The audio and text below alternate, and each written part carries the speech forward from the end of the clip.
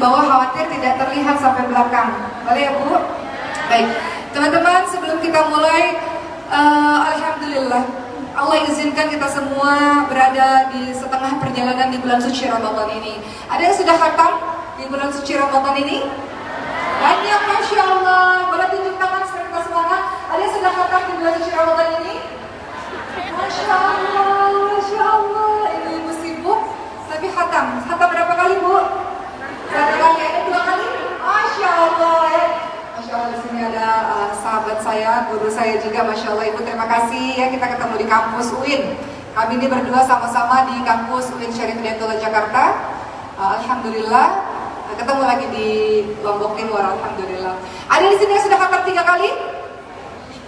Yang tidak tunjuk tangan, saya kiranya khatamnya 5 kali, 6 kali, 7 kali. Husnuzon. Baik, teman-teman sekalian, kita mulai dengan surah Al-Fatihah. Kita baca sama-sama Al-Ikhlas, Al-Falaq, An-Nas. Boleh ya Bu? Khawatir siang-siang ngantuk lagi puasa ya? Ngantuk? Tidak, alhamdulillah. Khawatir kalau nggak disuruh ngaji, kita ngaji sama-sama kan lama-lama ngantuk. Kalau saya ceramah nggak ada yang dengerin. Boleh ya Bu, kita baca Al-Fatihah, Al-Ikhlas, Al-Falaq, An-Nas bersama-sama? Yang kencang suaranya boleh, supaya kita semangat dan terbangun dari kantuk kita, boleh? Masya Allah. A'udzu billahi minasyaitonir rajim. Bismillahirrahmanirrahim. Alhamdulillahi rabbil alamin.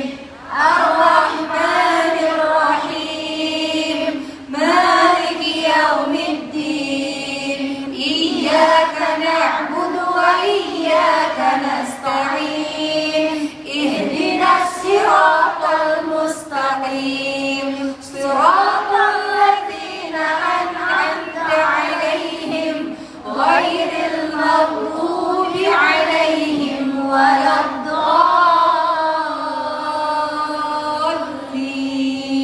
Amin. Bismillahirrahmanirrahim. Qul huwallahu ahad. Allahus samad. Lam yalid wa lam yulad wa lam yakul lahu kufuwan ahad.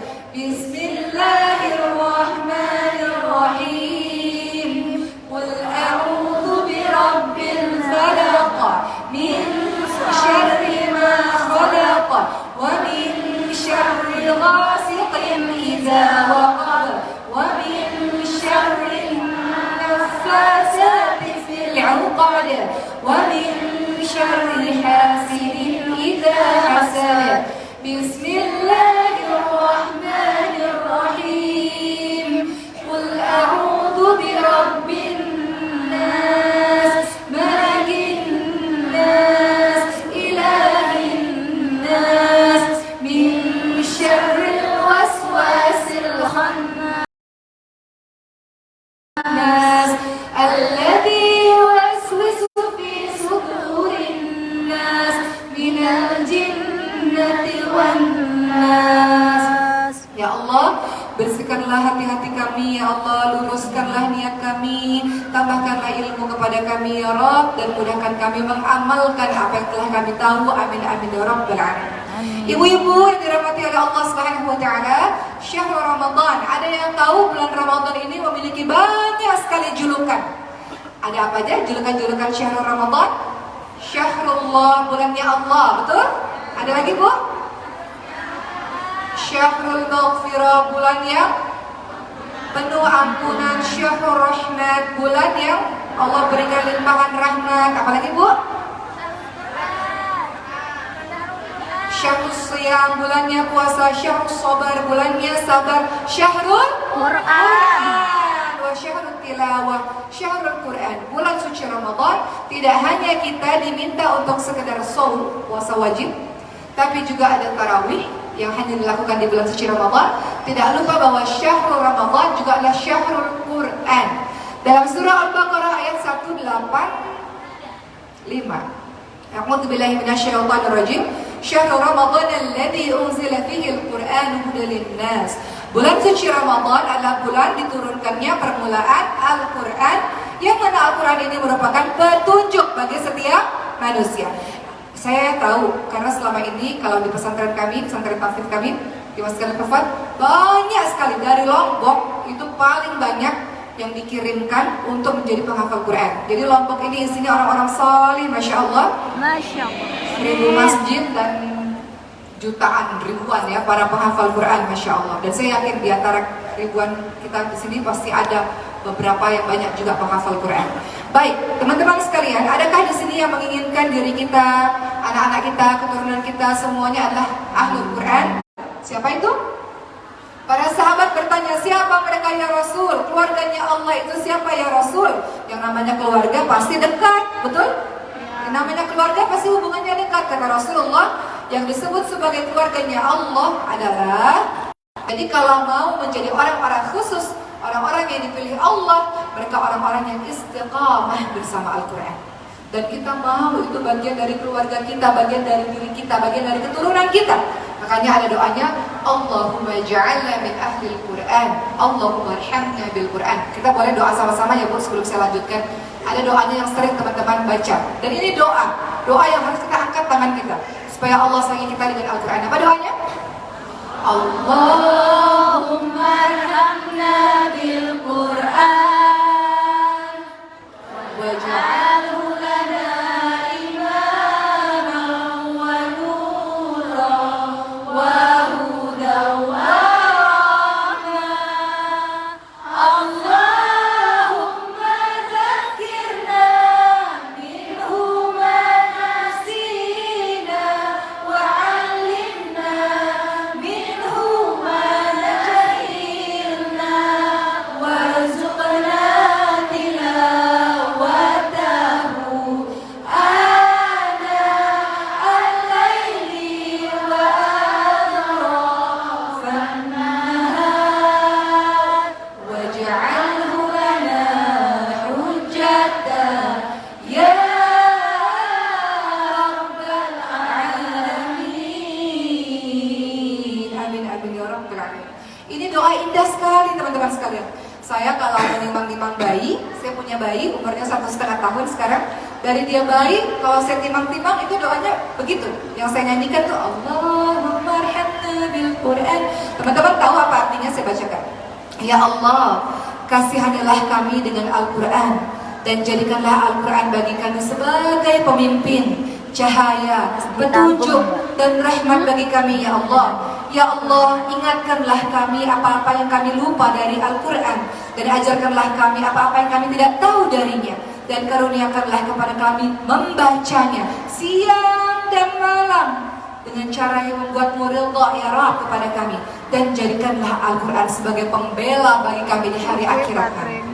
Itu doa yang teman-teman sering dengar. Jadi ketika teman-teman mendengar itu, teman-teman angkat tangan supaya Allah jadikan kita sebagai ahlul Quran. Allah jadikan kita, keluarga kita, anak-anak kita, keturunan kita semuanya adalah pencinta Al-Quran. Kenapa? Karena dalam surah Al-Baqarah yang tadi kita bacakan, Al-Quran itu hudal linnas, dia hudal lil muttaqin. Bagaimana seorang bisa hidup di muka bumi ini tanpa petunjuk, teman-teman sekalian? Tidak mungkin, tidak bisa. Maka kita akan lihat teman-teman sekalian, apa sih fungsi Al-Quran dalam kehidupan kita, sampai-sampai kita tidak boleh jauh-jauh daripada Al-Quran. Al-Quran itu sangat mencemburu. Kalau kita sudah sibuk dengan yang lain, Al-Quran pasti pergi meninggalkan diri kita.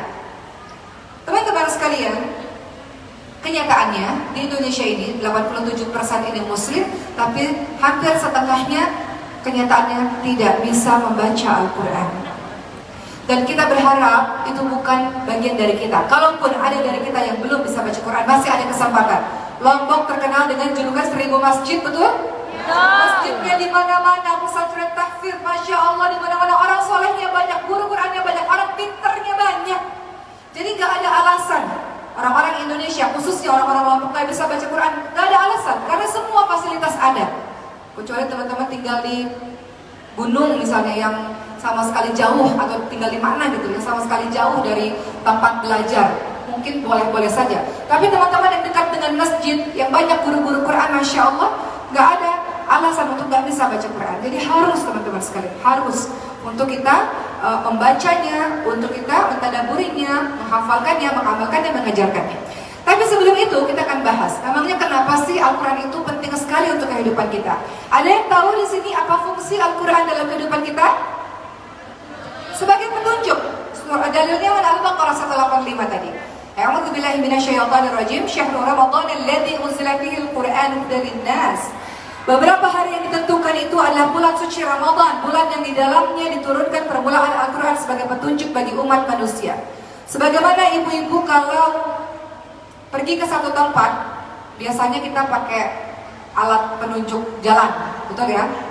Kalau enggak tersesat, betul? Kalau enggak tersesat. Begitu pula dengan kehidupan ini. Kita mau sampai akhir, sampai tujuan kita, sampai surga Allah Subhanahu wa taala. Enggak ada petunjuknya. Bagaimana bisa? Kalau kita nggak pakai petunjuk jalan itu, kita akan tersesat, teman-teman sekalian. Maka Al-Quran fungsinya sebagai petunjuk dan diturunkannya di bulan Ramadan. Perhatikan, setiap ada yang disematkan atau yang digandengkan dengan kalimat, dengan kata Allah, pasti itu mulia. Kitabullah, apa? Al-Quran, mulia. Baitullah, kata Mekah, mulia. Mulia. Khalilullah, kekasih Allah, siapa? Nabi Ibrahim alaihissalam dan Rasulullah SAW, mulia. Mulia. Dan juga bulan Ramadan dijuluki dengan Syahrullah, bulan suci Ramadan, bulannya Allah, mulia. Kenapa? Karena diturunkannya Al-Quran. Itu sebabnya kenapa Rasulullah SAW banyak sekali bertadarus membaca Quran bersama-sama dengan malaikat Jibril. Itu sebabnya kenapa di bulan suci Ramadan ibadah juga yang harus dikejar, tidak hanya sekedar puasa. Jangan sampai ketinggalan tarawih ya Bu. Nggak ada yang bolong kan tarawihnya kan? Kecuali haid ya, haid itu persoalan lain. Tapi jangan tinggalkan tarawih hanya gara-gara ngantuk. Jangan meninggalkan tarawih hanya karena gara-gara capek. Jangan tinggalkan tarawih hanya gara-gara bukber sana sini. Jangan. Sayang. Rasul ingatkan, barang siapa yang menjalankan sholat malam, sholat tarawih dengan iman dan mengharapkan pahala dari Allah, dosa-dosa yang telah lalu diampuni. Jadi kalau bisa dianjurkan untuk jangan meninggalkan sholat tarawih. Kalau nggak bisa berjamaah bisa kok melakukannya sendiri di rumah, tapi jangan meninggalkan sholat tarawih. Kembali lagi, ternyata bulan suci Ramadan juga adalah bulannya Quran. Bulan disuruh kita banyak baca Quran, syahrul Quran, syahrul tilawah. Banyak disuruh kita ini membaca Al-Quran, sebagaimana Rasulullah banyak baca Quran. Saya itu Bu mohon izin, dari SMA itu, kami itu biasanya punya grup pengajian ya. Seperti ibu-ibu kan ada grup pengajian kan. Dan biasanya menjelang Ramadan kami akan saling bertanya, target kamu dalam satu bulan Ramadan ini mau berapa kali khatam? Dari SMA sampai hari ini. Saya udah kepala 3 ibu mohon izin. Sampai hari ini masih ditanya sama guru saya, oke mau berapa kali khatam di bulan suci Ramadan ini? Jadi masih dipantau terus. Dan biasanya kalau begitu kita akan bersemangat. Kalau kita tahu teman kita mau 3 kali khatam, 4 kali khatam, 5 kali khatam. Hari ini kamu sudah berapa kali khatam? Hari ini sudah baca berapa juz? Fastabiqul khairat, berlomba-lomba dalam kebaikan. Kalau nggak ada partner, kita akan leha-leha, malas-malas, nggak berlomba-lomba. Tapi kalau ada teman-teman, ayo hari ini sudah berapa kali baca berapa juz, berapa banyak, itu akan membuat kita semakin bersemangat. Kembali lagi, fungsi Al-Quran dalam kehidupan kita, dia sebagai petunjuk, dia sebagai hidayah bagi kita. Dalam surah Al-Isra ayat ke-9 juga dikatakan demikian. A'udzu billahi minasyaitonir rajim. Inna hadzal Qur'ana yahdi lillati hiya aqwam wa yubashshirul mu'minina alladziina ya'maluna as-salihati anna lahum ajran kabira. Allah Subhanahu wa taala ingatkan, sesungguhnya Al-Quran ini memberikan petunjuk kepada jalan yang lurus dan memberi kabar gembira untuk orang-orang yang beriman, yang mengerjakan amal salih, bahwa mereka mendapatkan pahala yang besar. Saya cerita sedikit sebelum saya masuk lagi kepada materi saya. Beberapa waktu yang lalu, kami sekeluarga ini baru kembali dari sebuah perjalanan jauh karena undangan sebuah dakwah. Akhirnya pulang ke Indonesia dan karantina.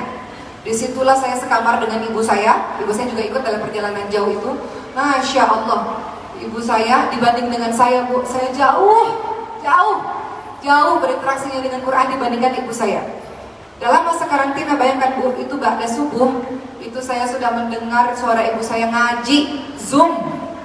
Jadi beliau itu mengajak kakak, adik, ipar, saudara-saudara yang berada di berbagai macam daerah untuk Zoom bareng-bareng ngaji, Bu. Bukan bulan suci Ramadan ini, tiap hari ternyata begitu. Kemudian saya pikir sudah tuh, ba'da subuh sampai pagi sudah selesai. Tahu-taunya ba'da maghrib Zoom lagi. Ngajak siapa? Tetangga untuk ngaji Zoom bareng-bareng Bapak sekalian. Kemudian saya tanya, Masya Allah Ibu sehari berapa jam berinteraksi sama Al-Quran? Belum lagi ketika baca Quran sendiri, itu beda lagi waktunya. Tapi ngaji yang bersama-sama itu berjam-jam. Yang sudah pasti adalah pagi dan maghrib. Dan ibu saya ini kan pindah-pindah ya Bu, kadang tinggal di rumah saya, kadang tinggal di rumah Ricis. Bu, Ricis itu adik saya ya Bu, kalau ada yang nggak tahu. Ada ibu musuh. Lagi hamil 6 bulan, doain ya Bu. Ya, amin. Jadi pindah-pindah, kadang di rumah saya, di rumah adik saya yang nomor 2 gitu. Dan Masya Allah, itu ada waktu ngajinya sendiri ada. Ketika di rumah saya, itu tahu nggak Bu apa yang terjadi? Itu satu rumah, itu ada mbak-mbak yang kerja, semuanya wajib ngaji. Jadi kalau udah ada ibu disiplin semuanya ngaji, Masya Allah. Masya Allah, itu ibu yang sangat luar biasa ya, yang bagi saya jadi panutan sampai hari ini pun masih ditanyain, ngaji belum, udah ngaji belum, begitu. Sampai anaknya udah punya anak 4 ini Bu, masih ditanyain Bu ya, Masya Allah ya, luar biasa. Jadi kembali lagi teman-teman sekalian, bahwa Al-Quran fungsinya sebagai petunjuk dalam hal apa? Apapun. Dalam menjalankan kehidupan rumah tangga, ada nggak petunjuknya dalam Al-Quran? Ada. Tugas istri suami, perhatikan surah An-Nisa 34. Itu ada tugas istri apa, tugas suami apa. Ada nggak petunjuk untuk mendidik anak-anak kita? Ada. Perhatikan surah Luqman 13 sampai 19, Ali Imran ayat 35 sampai ayat 37. Surah As-Saffat ayat 100 sampai 111, itu semua berisi ilmu-ilmu parenting dari Al-Quran. Nanti dibahas lebih rinci di dalam hadis-hadis Nabi. Ilmu tentang apa lagi Bu? Ilmu tentang apa? Tentang supaya nggak sedih berlarut-larut ada, supaya nggak depresi ada, supaya menambah rezeki ada, semuanya ada ya. Jadi Al-Quran ini adalah sebagai petunjuk bagi kehidupan kita. Al-Quran juga sebagai sumber hidayah. Teman-teman ingat kisahnya Sayyidina Umar bin Khattab radhiyallahu anhu? Siapa beliau? Orang yang dulu paling memusuhi Nabi Muhammad SAW, betul? Orang yang membunuh bayi perempuan, dikubur bayi perempuannya hidup-hidup. Orang yang sangat memusuhi Islam. Tapi ketika mendengarkan surah Toha ayat berapa? 1 sampai 8, kemudian bergetar hatinya dan kemudian memasuki agama Allah Subhanahu wa Ta'ala. Kita lihat surah Toha, surah keberapa Bu? Surah Toha, surah ke-20 yang menggetarkan hatinya. Siapa tadi? Umar bin Khattab radhiyallahu anhu. Perhatikan, dengan mendengarkan ayat ini saja beliau mendapatkan petunjuk, beliau mendapatkan hidayah. Apa kabar dengan kita yang berkali-kali mendengar ayat-ayat suci Al-Quran? Pertama kali Sayyidina Umar bin Khattab dengar ayat suci Al-Quran, langsung bergerak, menyadari semua kesalahannya, memasuki Islam secara menyeluruh dan melakukan kontribusi besar untuk agama ini. Baru pertama kali dengar Quran.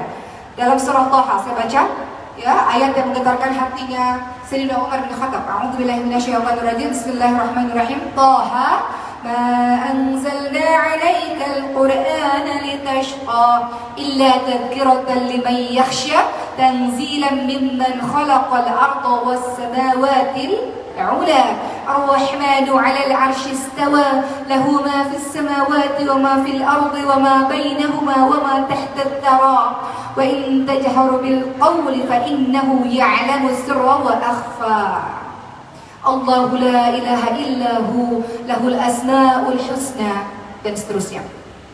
Sadaqallahul adzim. Surah yang saya bacakan ini surah Toha ayat 1 sampai 8. Surah ini yang mampu menggetarkan dan mampu membuat Sayyidina Umar bin Khattab tertunduk dan menangis. Dan kemudian datang kepada Rasulullah yang tadinya hendak membunuh Rasulullah, tidak jadi membunuh, malah masuk pada agama Allah. Perhatikan ayat apa yang bisa membuat beliau sedemikian merasa bergetar hatinya.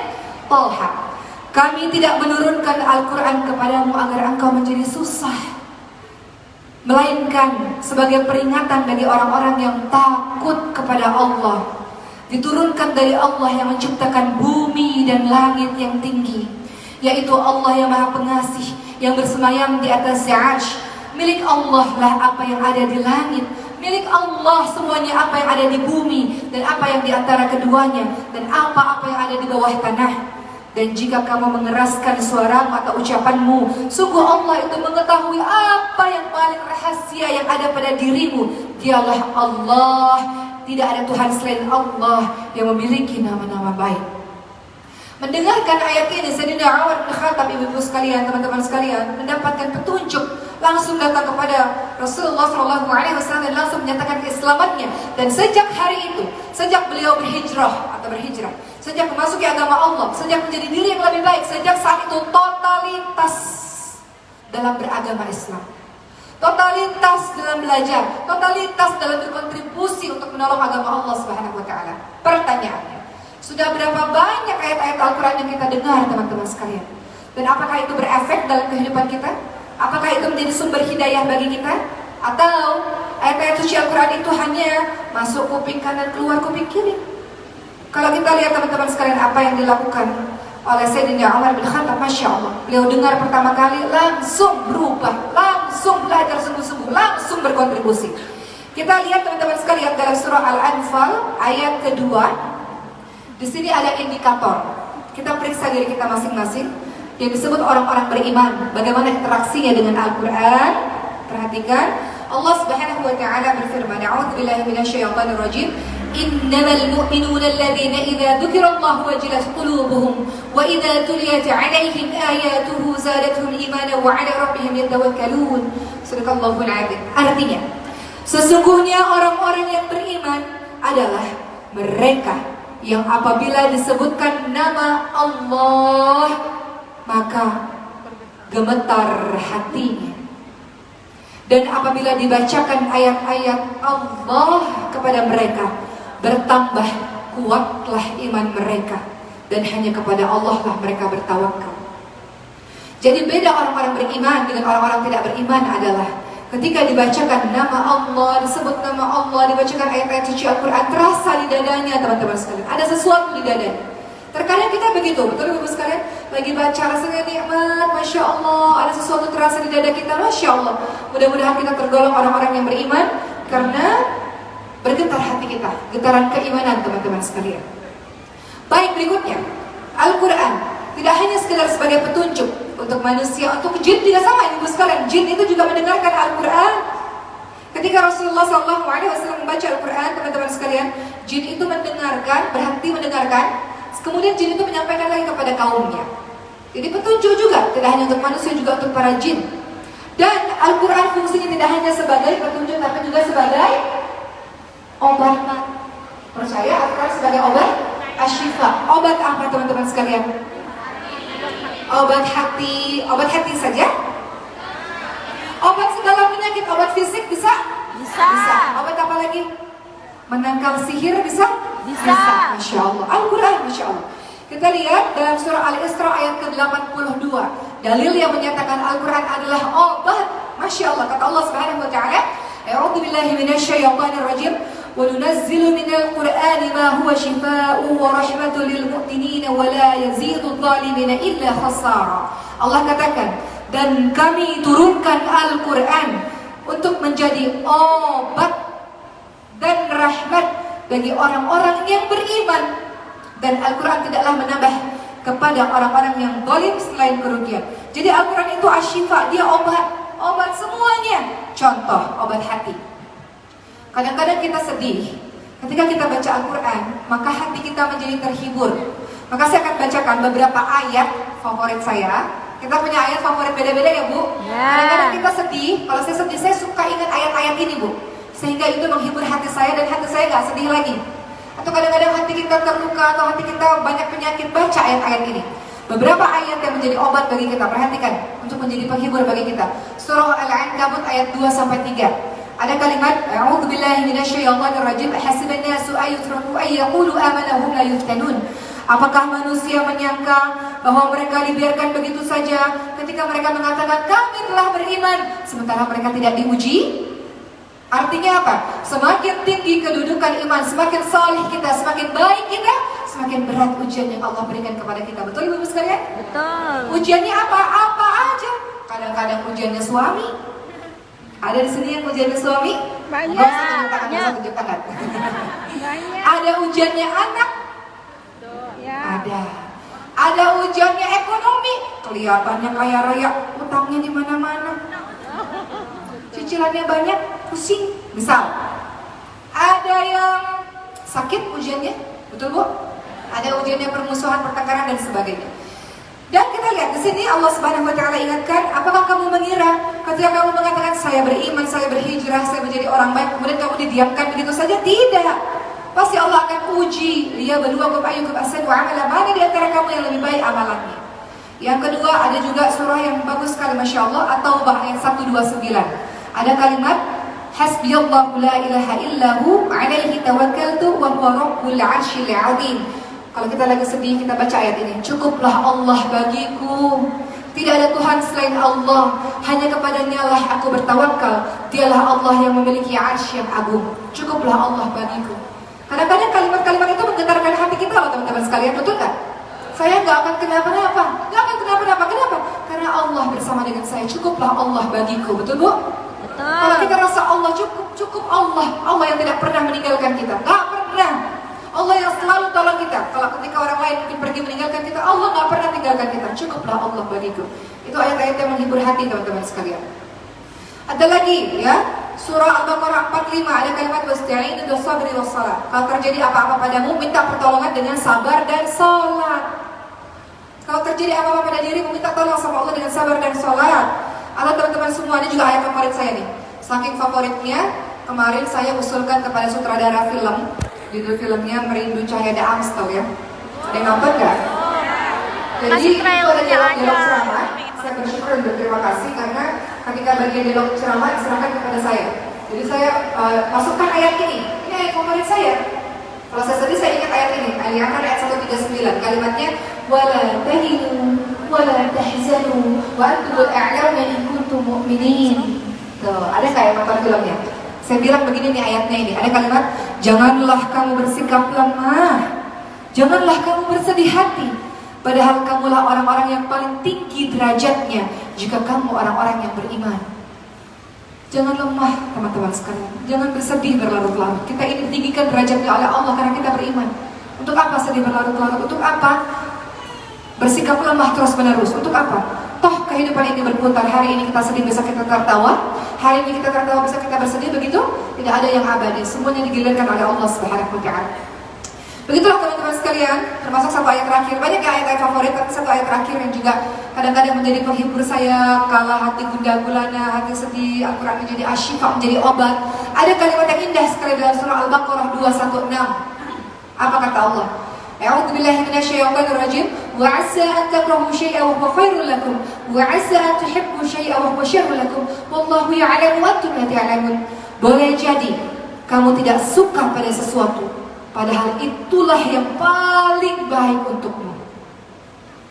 Boleh jadi apa yang kamu suka, yang kamu harapkan, itu justru yang tidak baik bagimu. Allah Maha mengetahui, manusia tidak mengetahui. Dalam keluarga kami ini banyak diuji dengan sakit, ibu-ibu sekalian. Ibu saya menderita autoimun, penyakit pemphigus vulgaris, penyakit yang kulitnya melepuh, seluruh badannya melepuh.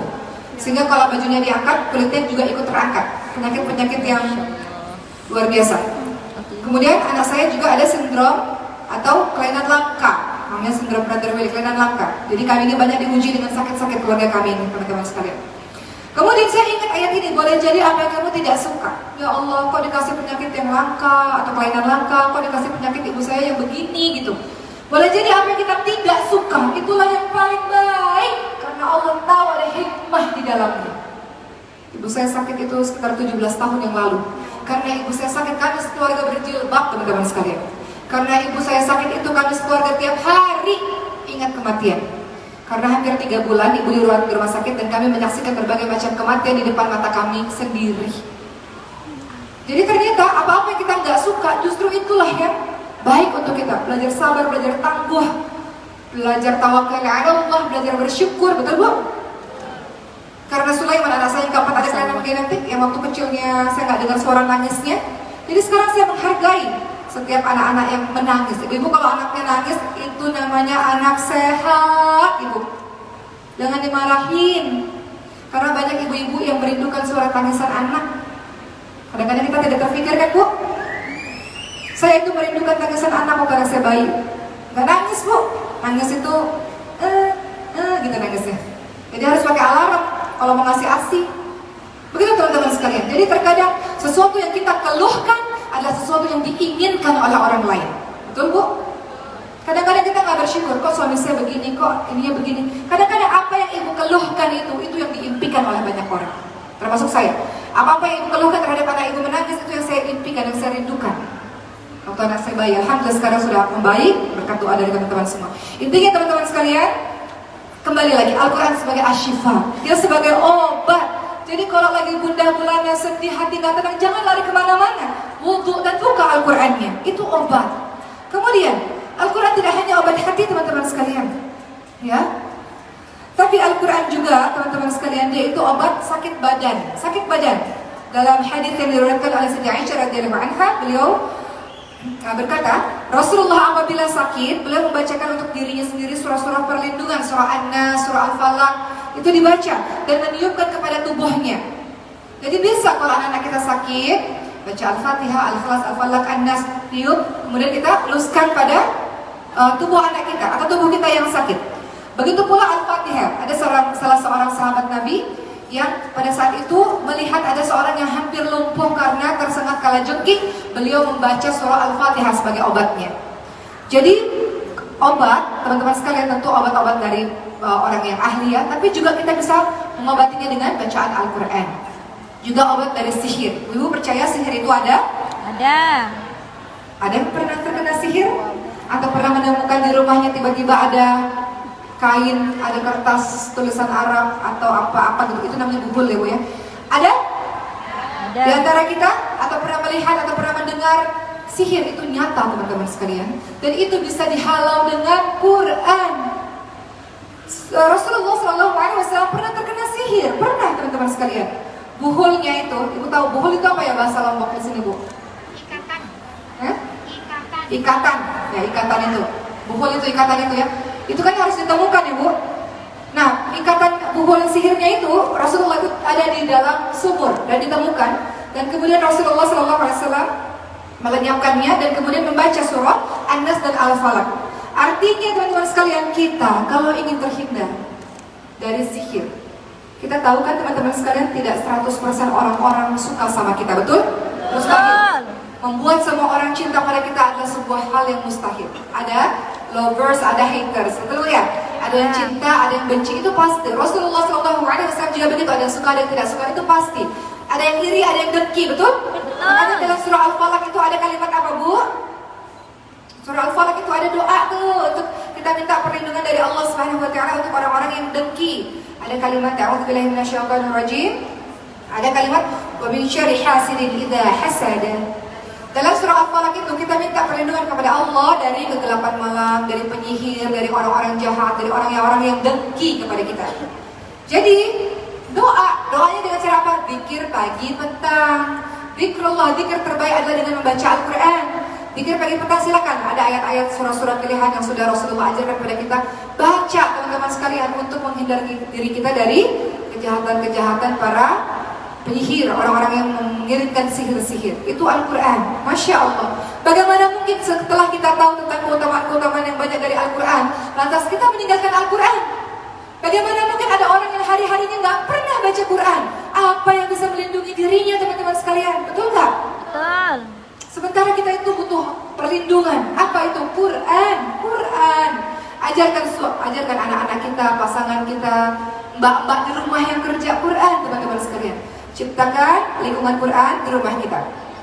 Maka ada cara-cara agar kita bersama dengan Quran. Nanti akan saya kaitkan dengan kehidupan keluarga dan juga kebangsaan ini. Semuanya sumbernya dari Quran. Bayangkan kalau suaminya cinta Quran, ibunya, istrinya cinta Quran, anak-anak cinta Quran, keluarga itu menjadi keluarga Quran. Masya Allah, Allah jaga nggak kira-kira keluarganya? Jaga. Orang-orang atau rumah yang dibacakan Quran itu malaikat-malaikat akan turun kan? Kemudian juga untuk para penuntut ilmu, malaikat-malaikat akan turun meletakkan sayapnya kepada kita teman-teman sekalian. Yang namanya malaikat turun pasti menurunkan ketenangan. Maka rumah yang berisi orang-orang yang cinta Quran, pasti rumah itu adalah rumah yang diliputi ketenangan, sakinah, mawaddah, warahmah. Dalam surah Ar-Rum ayat 21, kalau kita biasanya mendapatkan undangan pernikahan, ada kalimat litaskunu ilaiha wa ja'ala bainakum mawaddatan wa rahmah, bahwa kita semua menikah, berkeluarga, ingin sakinah, tentram, mawaddah, penuh cinta, warahmah, penuh dengan kasih sayang. Bagaimana caranya? Tentu bisa selama seluruh anggota keluarga berorientasi pada agama, menuju kepada Al-Quran. Bisa, insya Allah. Kenapa? Karena kalau terjadi apa-apa, back to Quran. Kenapa sih kita juga pengen ya, kita ini juga ngafalin Quran? Kenapa? Karena kalau terjadi apa-apa, ayat Al-Quran itu keluar dari kepala kita, teman-teman sekalian. Saya tidak mau katakan bukan, saya belum menghafalkan keseluruhan isi Al-Quran. Adalah 1-2 yang dihafalkan. Ketika saya mendapatkan kesedihan, saya ingat tuh, iya ya, Allah takdirkan anak saya ada kelainan genetik, tapi kata Allah, tiba-tiba muncul, iya ya, kata Allah, boleh jadi apa yang kita nggak suka itulah yang terbaik untukmu. Jadi itu manfaatnya. Kalau kita senantiasa hari-harinya membaca Quran, atau adalah ayat-ayat Quran yang kita ingat, terkadang dalam suatu ketika kita terkena pada sesuatu, kita langsung keluar ayat itu dan menghibur hati kita. Betul ibu-ibu sekalian? Jadi semuanya back to Quran. Kita nggak kehilangan arah, kita punya arah. Kalau kita lagi, ini anak-anak muda ada di sini? Anak-anak muda ada? Misalnya tiba-tiba lagi senang sama seseorang, ya? Anak-anak muda maupun yang sudah tetap juga terkena ini, kadang hujan-hujan ini ya. Ya Allah, ya Allah, rumput tetangga lebih hijau ya Allah. Ya.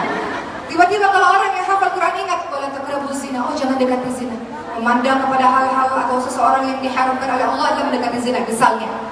Jadi kalau kita baca, kita hafal, itu otomatis dia keluar, sehingga itu menjaga diri kita, teman-teman sekalian.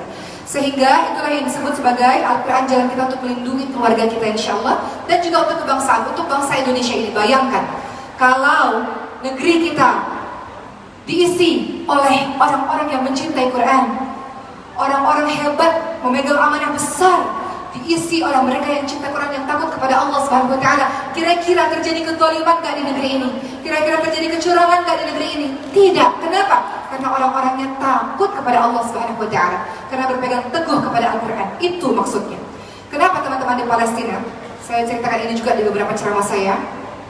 Beberapa teman-teman Palestina, masyayikh Palestina itu kami datang ke tempat kami, dan saya tanya, betulkah teman-teman di Palestina itu tidak takut mati? Kan kita sering dengar ya, oh bagi teman-teman di Palestina